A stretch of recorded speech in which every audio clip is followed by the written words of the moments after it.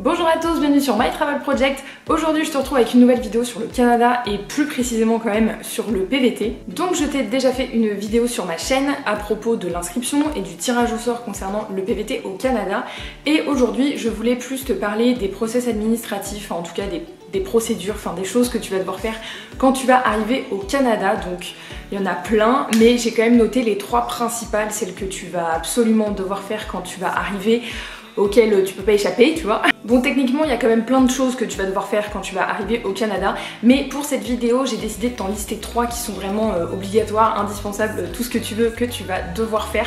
Concernant le logement et la recherche d'emploi, j'ai décidé de ne pas l'inclure dans cette vidéo, je ferai une autre vidéo ou même deux peut-être plus détaillées. Mais donc dans cette vidéo, aujourd'hui je vais te parler de trois démarches que tu vas devoir faire pour commencer à t'installer après ton arrivée au Canada. Et je vais commencer tout de suite avec le numéro d'assurance sociale. Donc le numéro d'assurance sociale, j'en avais déjà parlé dans une vidéo concernant le Canada, mais c'était quand même une vidéo qui était un peu plus destinée aux étudiants, tu vois. Mais dans tous les cas, quand t'es PVTiste au Canada, tu as besoin de ce numéro d'assurance sociale, donc le NAS, pour travailler, c'est obligatoire. Alors pour avoir ton NAS, il n'y a rien de plus simple, tu vas dans un des centres de Service Canada, donc tu trouveras la liste des centres de Service Canada, soit sur le site de l'immigration du Canada, soit tout simplement en tapant Service Canada et le nom de ta ville dans laquelle tu t'installes sur Google. Donc tu vas dans le centre de Service Canada qui est le plus proche de là où t'es, avec ton passeport et ton permis de travail, et on va te donner ton NAS. Donc le NAS en fait c'est un numéro à 9 chiffres avec une certaine date d'expiration. Quand on va te délivrer ton NAS, on va te donner une feuille avec justement cette date d'expiration, le numéro et tout ça. Il faut que tu gardes cette feuille, n'hésite pas à la photocopier, à faire une photo, à faire des backups, parce que quand tu commenceras à chercher un emploi et même quand tu seras embauché, tu devras donner cette feuille, donc autant faire des photocopies pour pas la perdre et être toujours sûr d'avoir avec toi ce papier. Alors il est aussi très probable que pour avoir ton NAS, on te demande une adresse, que ce soit pour les communications, si je sais pas, il y a un problème avec ton NAS, si ton NAS arrive bientôt à expiration par exemple, ou si juste tu ne le reçois pas tout de suite, parce que parfois ça arrive, il y a des problèmes dans leur base de données. Alors pas de problème si t'es dans un Airbnb ou même je sais pas dans une auberge, tu peux très bien donner l'adresse du Airbnb ou de l'auberge, dans le sens où à partir du moment où tu auras trouvé un logement, tu pourras très bien changer l'adresse pour l'adresse de ton nouveau logement, tu vois.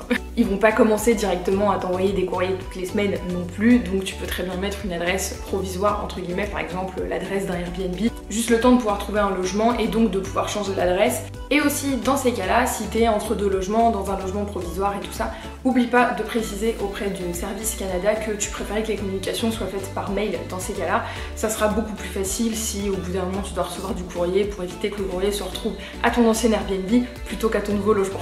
Alors une deuxième chose que tu vas devoir faire en arrivant au Canada, bien sûr, c'est d'ouvrir un compte en banque. Alors si tu comptes travailler avec ton PVT et pas juste voyager, forcément un compte bancaire c'est indispensable. Alors j'ai déjà vu passer des messages comme ça sur des groupes Facebook de PVTistes au Canada pour savoir s'il était possible par exemple d'utiliser son compte bancaire en ligne international comme N26 ou Revolut pour recevoir sa paye quand on a trouvé un emploi au Canada. Alors c'est très certainement possible dans certains emplois, mais moi de ce que j'ai compris c'est que c'est pas possible et en même temps ça me semble un peu logique.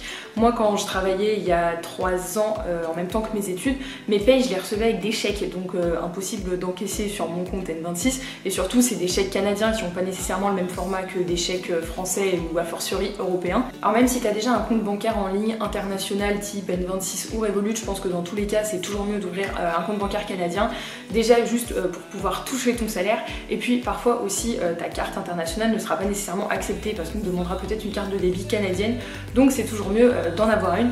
Surtout que pour les PVTistes, dans plein de banques, t'as des offres, enfin pour les PVTistes, les nouveaux arrivants au Canada, en fait c'est comme ça que le programme s'appelle, t'as quand même énormément d'offres qui te permettent de ne pas payer ta carte de débit. Moi ce que je te conseille de faire, c'est vraiment de regarder les différentes banques qu'il y a au Canada. Il y a quand même énormément de banques au Canada qui proposent l'offre nouveaux arrivants, donc j'en ai quand même listé quelques-unes. Donc t'as la BNC, t'as RBC, t'as Desjardins, t'as CIBC, t'as aussi HSBC Canada et Scotiabank. Il y en a sûrement d'autres mais je les ai pas tous trouvés, hein. Alors moi ce que j'ai trouvé hyper pratique aussi, c'est que je voulais quand même ouvrir mon compte en banque le plus vite possible en arrivant. Donc ce que j'ai fait, c'est que j'ai fait une pré-ouverture de compte sur le site de la banque. Et ensuite, dès que j'avais pré-ouvert mon compte, on m'a directement proposé de prendre rendez-vous quand j'arrivais. Et donc en fait, le lendemain de mon arrivée, j'avais déjà rendez-vous à la banque pour finaliser l'ouverture de mon compte. Donc le lendemain de mon arrivée, j'avais mon compte bancaire, ma carte de débit et tout était fait. Et la pré-ouverture de compte, enfin c'est littéralement littéralement un formulaire à remplir en donnant ses informations et tout ça. Je l'ai rempli peut-être en, je sais pas, 10 minutes sur le site de la banque, donc c'est quand même assez rapide. Ce qui est cool, c'est que c'est une démarche que tu peux déjà commencer, même si t'es encore en France, quand t'es pas encore arrivé au Canada, ça te permet quand même un peu d'accélérer le processus et bien sûr de t'enlever un peu une charge administrative des épaules. Alors si tu veux tout savoir, moi j'avais comparé les offres proposées pour les nouveaux arrivants au Canada, enfin même si je suis pas nouvelle arrivante dans le sens où j'étais déjà venue, mais j'étais nouvelle arrivante du fait de mon PVT. Et donc finalement j'ai décidé de prendre l'offre nouveaux arrivants de la Banque Nationale, donc de la BNC, parce qu'en fait ils proposent un programme nouveaux arrivants où tu peux avoir ta carte de débit gratuite jusqu'à 3 ans. Donc voilà, moi j'ai décidé de prendre la BNC, mais je pense qu'il y a aussi d'autres banques avec d'autres programmes qui sont tout aussi bien. Il y a seulement une dernière chose que tu devrais savoir avant de choisir ta banque quand tu arrives au Canada. Si tu comptes voyager, travailler au Canada et surtout travailler au Canada dans différentes provinces du Canada, assure-toi que la banque vers laquelle tu vas aller pour ouvrir ton compte en banque soit présente dans plusieurs provinces du Canada. Parce que par exemple, la banque Desjardins n'est pas nécessairement présente dans d'autres provinces et territoires du Canada, donc Desjardins est présent au Québec et moi je sais qu'à Ottawa il y en avait, mais Ottawa c'est la frontière littéralement entre le Québec et l'Ontario, donc bon ça semble un peu logique. Je crois qu'il y a aussi la Banque Laurentienne qui est pas vraiment présente autre part qu'au Québec, alors après je peux peut-être me tromper, mais tout ça pour te dire que si tu comptes travailler dans différentes provinces et territoires du Canada, il vaut mieux te renseigner en amont, parce que ça serait quand même dommage que, je sais pas, t'arrives dans le Yukon et que tu te rendes compte que si tu veux travailler là-bas, tu dois rouvrir un compte en banque parce que ta banque elle est pas présente sur place, tu vois. Et pour la dernière démarche que tu devras sûrement faire en arrivant au Canada, c'est bien sûr acheter un forfait de téléphone. Alors déjà on va clarifier tout de suite la situation.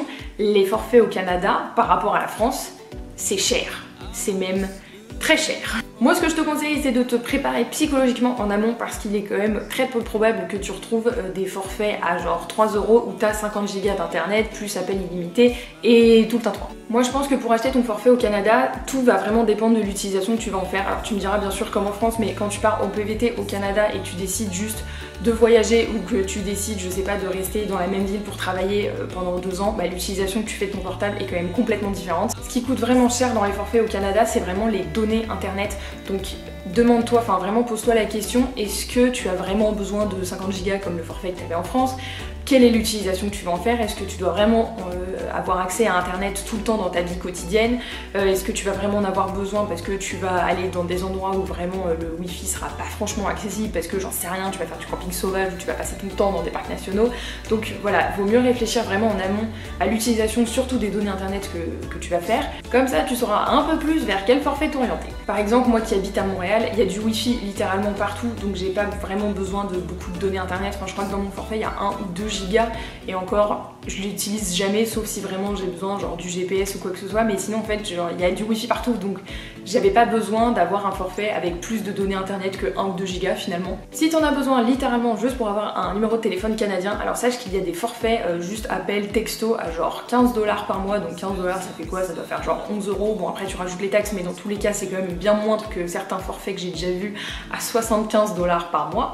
Aussi tu peux opter pour un forfait prépayé si au début tu as juste besoin d'un numéro pour pouvoir rejoindre les propriétaires des apparts parce que tu es en train de faire ta recherche de logement, comme ça tu peux l'arrêter un peu quand tu veux. Alors après j'ai aussi découvert, mais alors ça je m'y connais que très moyennement, que tu pouvais aussi garder ton numéro français avec les opérateurs comme Free et SFR je crois.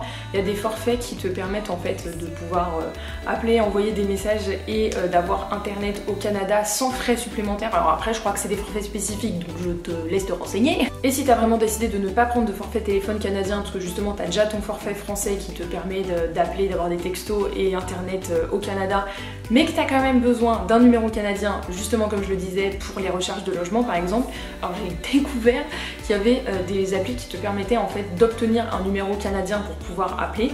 Je crois que c'est l'appli Fongo, quelque chose comme ça, enfin je te le mettrai dans l'écran. Donc ce type d'appli là en fait te permet d'obtenir un numéro canadien pour pouvoir appeler et donc justement qu'on ne te raccroche pas au nez ou qu'on ne bloque pas ton numéro à partir du moment où on voit un numéro étranger. Oui c'est véridique. Après j'ai jamais testé mais j'en ai déjà entendu parler et ce que je sais par contre c'est que ça nécessite un accès à internet, donc ça te permettra pas en fait d'avoir un numéro de téléphone si toi t'as pas accès à internet. Enfin, En gros, sur le principe de ce que j'ai compris, c'est à peu près comme Skype, tu vois, t'es quand même obligé d'avoir internet pour pouvoir t'en servir.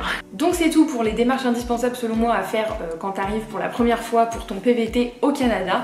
J'espère que ça aura pu t'aider. N'hésite pas aussi à me dire en commentaire si toi t'es déjà venu en PVT au Canada, s'il y a d'autres démarches vraiment essentielles auxquelles tu penses et que j'ai pas franchement cité dans cette vidéo. Bien sûr, comme d'habitude, n'hésite pas à me dire aussi si t'es déjà venu en PVT au Canada et surtout dans quelle ville tu t'étais installé. Et nous on se retrouve bientôt dans une prochaine vidéo. Ciao!